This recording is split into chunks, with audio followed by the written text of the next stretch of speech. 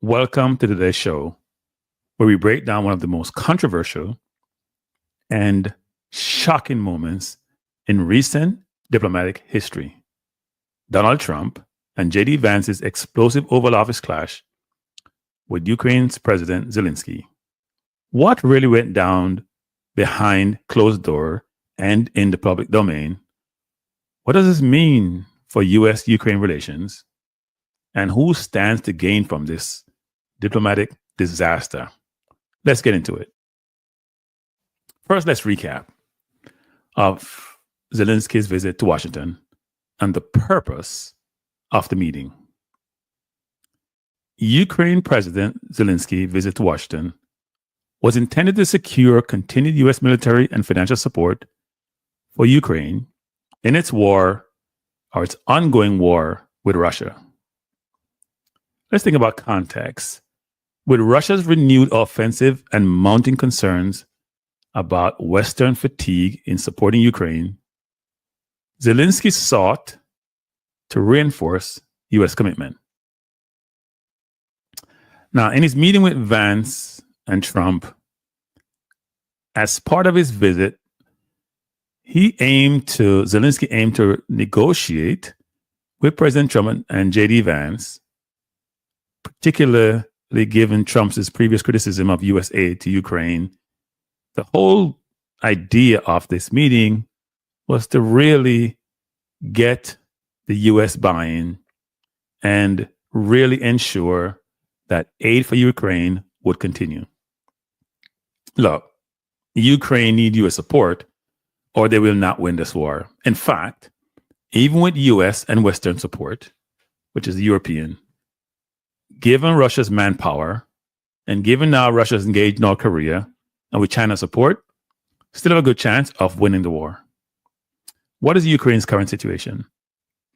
Russian forces continue to their offensive, especially in eastern Ukraine. Ukrainian troops face ammunition shortages due to delay in Western aid. Economic strain and infrastructure destruction have weakened Ukraine's ability to sustain the war effort. So you'd ask, why is U.S. support critical? Well, the U.S. has been the largest financial and military backer of Ukraine since the war began in 2022. And in fact, 2014, when Crimea was taken over and Russia came back in 22 trying to take over the whole country, that's where this all got initiated again. Concerns are growing over whether the U.S. will continue to providing military aid at the previous levels, given the new Trump administration. And we all know that administration's affinity for Russia. European allies are willing to support Ukraine, but may struggle to fill the gap if U.S. aid is reduced and really are in trouble if it's discontinued. So what was being negotiated? Ukraine has significant reserves of critical minerals, such as lithium and rare earth elements needed for technology and defense industries. The deal was expected to benefit both nations, Ukraine securing investment, while the U.S. gained a key supplier outside of China. So why did it fall apart? What's all the hoopla about? Reports suggest Trump and Vance were more focused on Ukraine's military dependencies rather than economic partnerships. Trump reportedly dismissed the deal, pivoting the discussion to why Zelenskyy wasn't doing more to negotiate peace with Russia. With no clear agreements reached and meeting turned into a confrontation rather than a productive diplomatic engagement. And frankly, Zelenskyy and his people do want peace, but they want security guaranteed. And the U.S. wanted to negotiate with Russia without having Zelenskyy or Europe at the table, which Zelenskyy had an affront to and did not agree with. So Zelenskyy came to the White House with high hopes of securing continued military and financial aid, but what he got instead was a diplomatic nightmare. Now, if we remember from Trump's first term, he had an affinity for Putin, a likeness for Putin, And it shows, right? A key question that's been looming over this meeting is Trump's consistent history of aligning with Russian President Vladimir Putin. Throughout his political career, Trump has refuted Putin to be a dictator, even while making such remarks about Zelenskyy, which he did more recently. In contrast, during his first term, Trump notoriously sided with Putin over his own U.S. intelligence agencies when asked about Russian interference in the 2016 election. Obviously, he took that personal because he believed he won the election fair and square and wanted no indication or no situation where it could be inferred that he had helped in winning the election. Given Trump's repeated admiration for Putin, some analysts speculate whether Trump is influenced by the leverage the Kremlin may have over him. And some have indicated in the past that they have more leverage than meet the eye. So could this explain why he remains reluctant to fully support Ukraine and instead pressures Zelenskyy to make concessions which seem unfair to many? Now, what happened with the clash? What went wrong? Reports from inside the Oval Office, Trump and Vance had a very aggressive stance. And you can listen to what was said to then understand what that entailed. Trump accused Zelenskyy of gambling with World War III. Vance criticized Ukraine's lack of gratitude and Zelenskyy's lack of gratitude for past U.S. support. The meeting ended abruptly with no agreement signed. And body language suggests it was one of the most tense diplomatic meetings in recent memory. So listen to this and give you a perspective. And frankly, from when I listen to this, JD Vance is a XXXX. You know what that means. Imagine being Zelenskyy, coming in to negotiate your country's survival, only to be publicly berated by the US president and his vice president. This was not just a meeting, it was a takedown. You listen closely, listen to the parties involved, listen to Zelenskyy, listen to Vance, because he started out this. He started the dressing down, and listen to Trump and try to give an objective perspective on who started what and who was at fault. America, we had a president who stood up at press conferences and talked tough about Vladimir Putin, and then Putin invaded Ukraine and destroyed a significant chunk of the country. The path to peace and the path to prosperity is maybe engaging in diplomacy. We tried the pathway of Joe Biden of thumping our chest and pretending that the President of the United States' words mattered more than the President of the United States' actions. What makes America a good country is America engaging in diplomacy. That's what President Trump is doing. Can I ask you? Sure. Yeah? Yeah. Okay. So he occupied our parts, big parts of Ukraine, part of East and Crimea. So he occupied it on 2014. So during a lot of years, so I'm not speaking about just Biden, but those time was Obama, then President Obama, then President Trump, then President Biden, now the President Trump, and God bless, now President Trump will stop him. But during 2014, nobody stopped him. He just occupied and took. He killed people. You know what the contact line? 2015. 2014 2014. and 2014. 2014. Yeah. So I was not here. Yeah, but That's exactly right. Yes, but during 2014 till 2022, the situation the same. The people have been dying on the contact line. Nobody stopped him. You know that we had conversations with him, a lot of conversation, my bilateral conversation, and we signed with him, me, like a new president. In 2019, I signed with him the deal. I signed with him, Macron and Merkel, we signed ceasefire. Ceasefire. All of them told me that he will never go. We signed him with gas contract. Yes, but after that, he broken this ceasefire. He killed our people and he didn't exchange prisoners. We signed the exchange of prisoners, but he didn't do it. What kind of diplomacy, JD, you are speaking about? What do you mean? I'm talking about the kind of diplomacy that's going to end the destruction of your country. Yes, but if you Mr. are not President, strong- Mr. President, with respect, I think it's disrespectful for you to come into the Oval Office and try to litigate this in front of the American media. Right now, you guys are going around and forcing conscripts to the front lines because you have manpower problems. You should be thanking the President for trying to bring an end to this conflict. Have you ever been to Ukraine that you say what problems we have? I have been to. Come once. I've actually watched and seen the stories, and I know what happens is you bring them on a propaganda tour, Mr. President.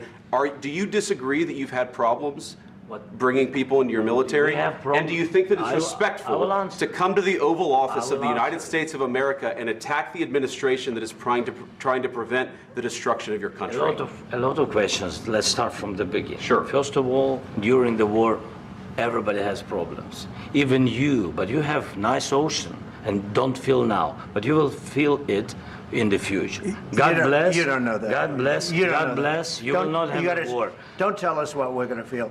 We're trying to solve a problem. Don't tell us what we're going to feel. I'm not telling you. Because I'm you're in no answering on this position to question. dictate that. That's Remember exactly what this. you're doing. I'm not You're dictating. in no position to dictate what we're going to feel.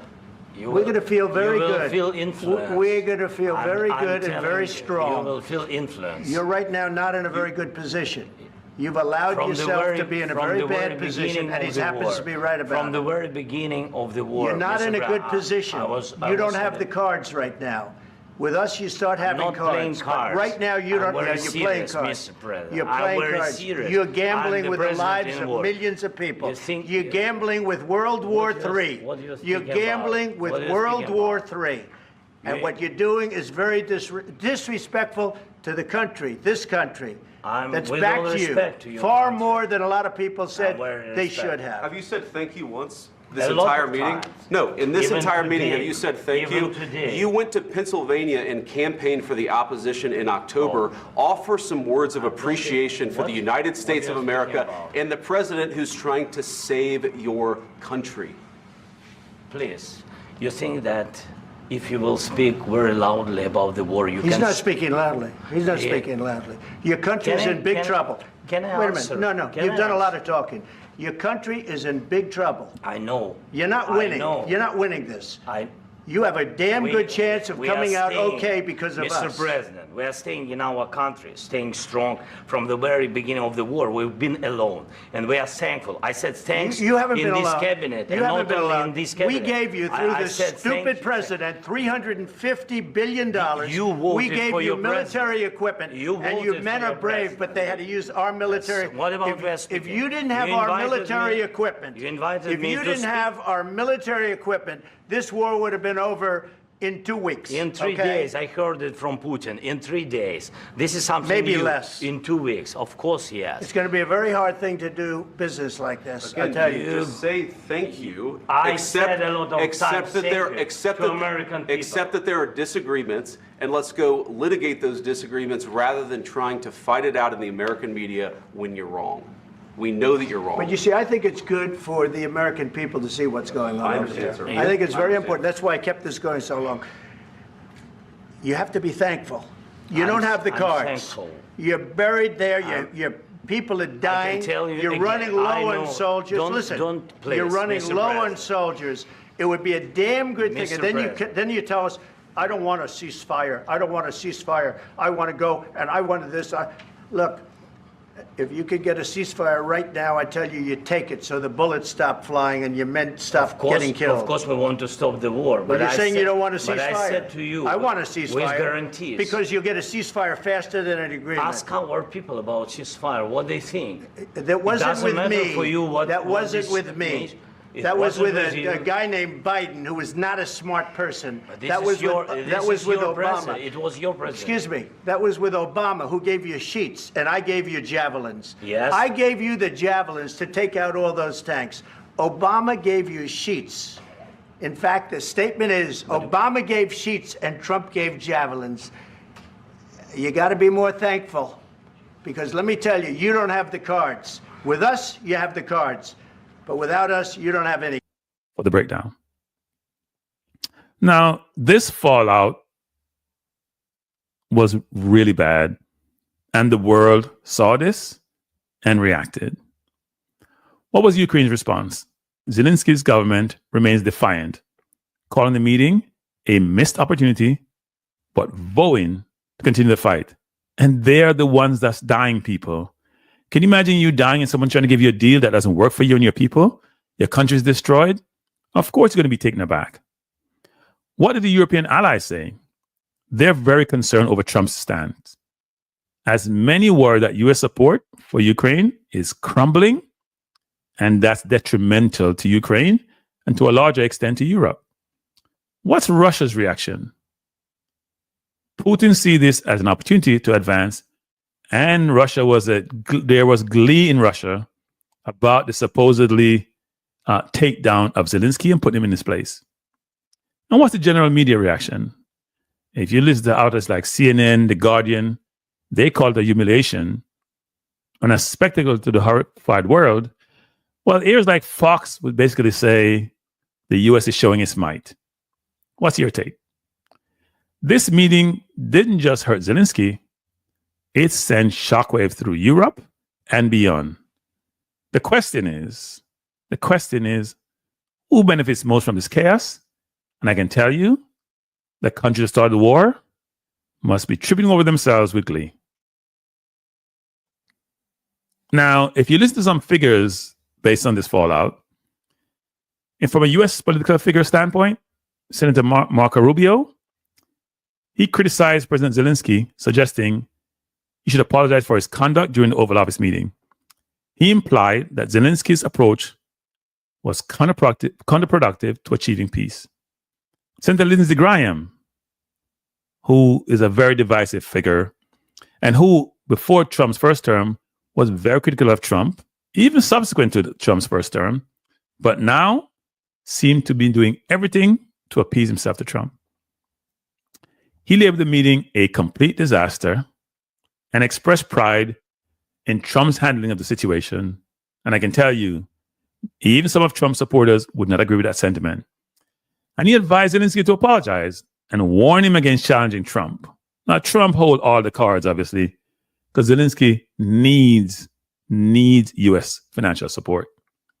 Here is what Lindsey Graham said when interviewed on Fox. Takeaway. I told President Trump, I said, there's two ways to look at this. Your interaction with Zelensky was maybe the best television I've ever seen, but it's deeper than that. The world is now watching how Trump behaves and acts when he's pressed. I thought he stood up for America, that we're a good people, we want to help you, but we're going to be respected. So I think Moscow is probably more afraid of Trump than ever. Hope the Chinese are, and I hope the Iranians are. As to Zelensky and Ukraine, to the Ukrainian people, America wants to help you. The way the meeting went today, you made it almost impossible to help you. What was said by some of the European leaders and beyond? French President Emmanuel Macron, he reaffirmed support for Ukraine, emphasized that Russia is the aggressor, that aiding Ukraine is justified. He countered Trump's accusation by stating that if anyone is gambling World War III, it's Vladimir Putin. What did the European Commission President Ursula von der Leyen said? She commended Zelensky's dignity and bravery, reaffirming the EU's unwavering commitment to Ukraine's sovereignty and territorial integrity. What about Chancellor Olaf Scholz of Germany? He expressed strong support for Ukraine, condemning Trump's treatment of Zelensky and reaffirming his country's commitment to Ukraine's sovereignty. And what about the UK's Prime Minister, Starmer? He has decided to convene an emergency summit in London, which is taking place on Sunday, March 2nd, to strategize for the support for Ukraine, emphasizing unity and backing Ukraine in its conflict with Russia. And what is Ukraine's overall response? President Zelensky has said, despite the contentious meeting, he's expressed gratitude to the American people and emphasized the enduring bond between the two nations. He remains hopeful for improved relations with President Trump, and frankly, he has no choice. Without the US financial support and weapons, he probably do not have a chance in this war. Not sure Europe has the resources and the commitment to help him to even maintain the status quo, much less to win this war. So where do we go from here? What happens next? This could signal a shift in US foreign policy regarding Ukraine. Will Trump continue to push for a different approach to the war? He seems to be very focused on a ceasefire and peace, but at the detriment of the Ukrainians. What are the implications for NATO and European security? There is talk in some areas for the US to step out of UN and NATO, which I think would be tragic. And what does this mean for other European countries, some of whom feel very vulnerable and think if Ukraine collapses, then they're next? This White House debacle is a moment in history that we won't forget anytime soon. But we want to hear from you. I want to hear from you.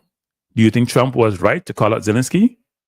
Or was this a reckless move that could endanger global stability? Drop your comments below. And don't forget to like, share, and subscribe for more breaking analysis. See you next time. Peace out.